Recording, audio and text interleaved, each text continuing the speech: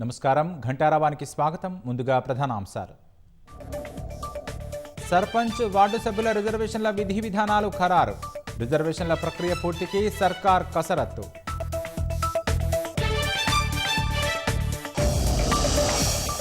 ఆయుధాలతో డీజీపీ ఎదుట లొంగిపోయిన 37 మంది మావోయిస్టులు. అజ్ఞాతంలో ఉన్నవాళ్లు జనంలోకి రావాలని పోలీసుల పిలుపు.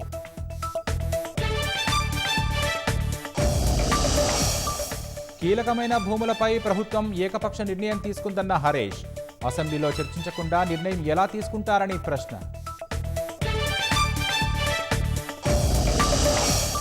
చెన్నై తూత్తుకుడి తీర ప్రాంతంలో భారీగా డ్రగ్స్ పట్టివేత.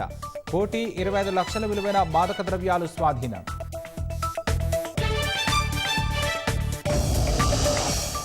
నైజీరియాలో మరోసారి రెచ్చిపోయిన సాయుధ దుండగులు. ఓ పాఠశాలపై దాడి చేసి 300 మందికి పైగా బడిపిల్లల అపహరణ.